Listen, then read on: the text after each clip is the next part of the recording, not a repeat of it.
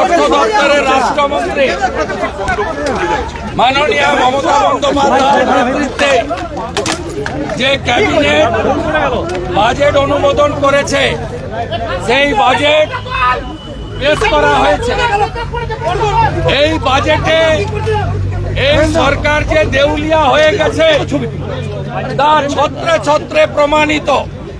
এই বাজেট বেকার বিরোধী বাজেট। 2,15,00,000 বেকার যুবক যুবতীদের সাথে বিশ্বাসঘাতকতা করলেন মমতা ব্যানার্জি তার শেষ বাজেটে। এটা তৃণমূল কংগ্রেস সরকারের 15তম এবং শেষ বাজেট। তারা 2,15,00,000 বেকার যুবক যুবতীদের সঙ্গে বিশ্বাসঘাতকতা করলেন। যে মুখ্যমন্ত্রী 11-র আগে বেকারদের মঞ্চে দাঁড়িয়ে দাঁড়িয়ে চাকরির প্রতিশ্রুতি দিয়েছিলেন, এই বাজেটে একটিও কর্মসংস্থানের কথা নেই। এই বাজেট উত্তরবঙ্গ জঙ্গলমহল এবং সুন্দরবন বিরোধী বাজেট। এই বাজেটে সমগ্র উত্তরবঙ্গে নদী ভাঙন, ইরিগেশন স্কিম, পাহাড়ের উন্নয়ন, চা বাগানের উন্নয়ন, চা শ্রমিকদের জন্য পরিকল্পনা এবং সামগ্রিক মালদা থেকে গৌড় থেকে আলিপুরদুয়ার এবং আজকে চিলা রায় মহোদয়ের জন্মদিন কোচবিহার, তার জন্য এই বাজেটে কোনো প্রস্তাবনা নাই। এই বাজেট কৃষক বিরোধী বাজেট। কৃষক বন্ধু তার কোনো অর্থ বরাদ্দ বৃদ্ধি নেই। ক্রপ ইন্স্যুরেন্সে নতুন কোনো ঘোষণা নেই।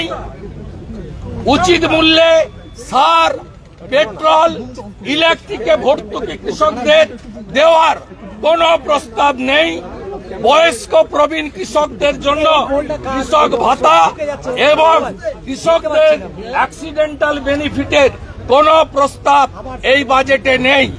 এই বাজেট আমাদের পূর্বাঞ্চল, পশ্চিমাঞ্চলের বাঁকুড়া, ঝাড়গ্রাম, পশ্চিম মেদিনীপুর, পুরুলিয়া জেলা, যেখানে মানুষজন ন্যূনতম পানীয় জল পান না, চিকিৎসার সুযোগ পান না, তাদের জন্য কোনো প্রস্তাবনা নেই। আমাদের পাহাড়ের গোর্খা জনজাতি, তামাং, ভুটিয়া, রাই, আমাদের রাজবংশী সমাজ, নমশূদ্র সমাজ, জনজাতি সমাজ, কুর্মী সমাজ, তাদের জন্য কোনো পরিকল্পনা এই বাজেটে রাখা হয়নি। মতুয়াদের জন্য একটা শব্দ বাক্য এই বাজেটে দেওয়া হয়নি। এই বাজেটে স্বাস্থ্য ক্ষেত্রে নতুন কোনো পরিকল্পনার কথা বলা হয়নি। অসত্য বাজেট।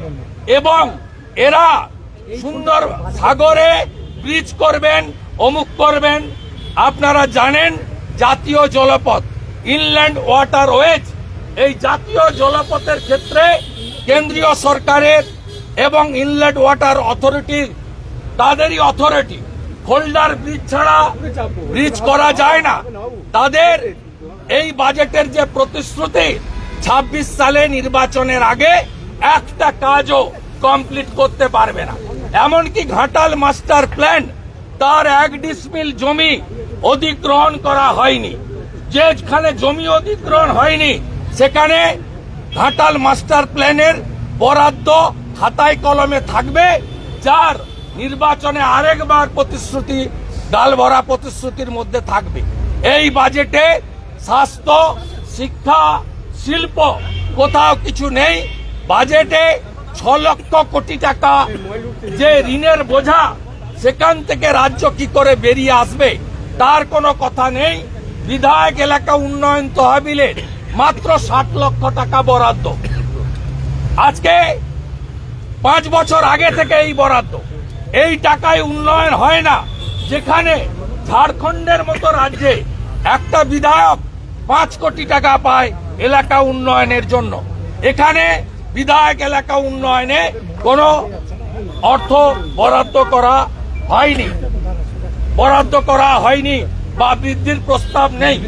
সাথে সাথে আপনারা দেখেছেন এই বাজেটে স্মার্টফোন দেওয়ার কথা বলা হয়েছে আইসিডিএস আশা। স্মৃতি ইরানি মহোদয়া যখন মন্ত্রী ছিলেন তখন কেন্দ্রীয় সরকার 200 কোটি টাকা দিয়েছিল, 10,000 টাকা মাথা পিছু আইসিডিএস আশা কর্মীদের স্মার্টফোন কিনে দেওয়ার জন্য। 3 বছর ধরে ওই টাকা অ্যাকাউন্টে রেখে সুদ খেয়ে আজকে কেন্দ্র যখন টাকা ফেরত দিতে বলেছে তখন স্মার্টফোন দেওয়ার ঘোষণা এই বাজেটে করেছে। সর্বোপরি এই বাজেটে নারী সুরক্ষা আর্জি করছে, যেখানে মহারাষ্ট্র সরকার এককালীন মাসে 2,000 টাকা দিচ্ছে, হরিয়ানা সরকার মাসে 2,100 টাকা দিচ্ছে, দিল্লির বিজেপি সরকার মাসে 2,500 টাকা দেবে। সেখানে এই লক্ষ্মীর ভান্ডারে কোনো বরাদ্দ বৃদ্ধি করা হয়নি। 1,000 টাকার বার্ধক্য ভাতা, বিধবা ভাতা এবং দিব্যাঙ্গ ভাতা, যার 800 টাকা ভারত সরকার দেয়, 200 টাকা রাজ্য সরকার দেয়, তারও বৃদ্ধির কোনো সুপারিশ করা হয়নি। লোকপ্রসার শিল্পীদের জন্য কোনো নতুন বরাদ্দের কথা হয়নি। এবং পরিশেষে আমি যেটা বলে ডক্টর অশোক লাহিড়ী এখানে 2-1টি কথা বলে, বাকি তিনি 6:15-তে পার্টির পার্টির অফিস থেকে সল্টলেক থেকে তিনি রাজ্য সভাপতিকে নিয়ে বিস্তারিত প্রেস করবেন। আর আমিও আইসিসিআর একটি কর্মসূচি থেকে কেন্দ্রীয় বাজেট রাজ্য বাজেটের উপরে যুব মোর্চা আয়োজিত যে কর্মসূচি, সেখানে আমি খানিকটা বলবো। আমার টাইম 5:30, অশোকবাবুর টাইম এবং রাজ্য সভাপতির টাইম 6:15 সল্টলেক কার্যালয়। তা আমি আর বাড়িয়ে পরিশেষে বলবো, আমাদের সঙ্গে আমাদের রাজ্যের সরকারি কর্মচারী, পুলিশ কর্মচারী, শিক্ষক, অধ্যাপক, শিক্ষাকর্মী, তাদের সঙ্গে বিরাট গ্যাপ, 35-36% গ্যাপ ছিল। মাত্র 4% দিয়েছে, যে 4% জানুয়ারি মাসে কেন্দ্র বৃদ্ধি করেছে। 15 সালে পে কমিশন হয়েছিল, নতুন পে কমিশনের প্রস্তাব নেই এবং এখনো কেন্দ্রীয় সরকারের সঙ্গে প্রায় 31-32% ডিফারেন্স হয়ে আছে কর্মচারীদের। সেই কর্মচারীদেরকে তারা আজকে কার্যত কর্মচারীদের সঙ্গে এই দুর্মূল্যের বাজারে প্রতারণা, বিশ্বাসঘাতকতা করেছে। সামগ্রিক নিট ফল হলো 2,15,00,000 বেকার। এই বেকার শিক্ষিত যুবক যুবতীর সঙ্গে 15 বছরে মমতা ব্যানার্জির 15তম বাজেটে বেকার যুবক যুবতীদের সঙ্গে বিশ্বাসঘাতকতা করলেন। আগামী 26 সালে পূর্ণাঙ্গ বাজেট ভারতীয় জনতা পার্টি করবে। ভারতীয়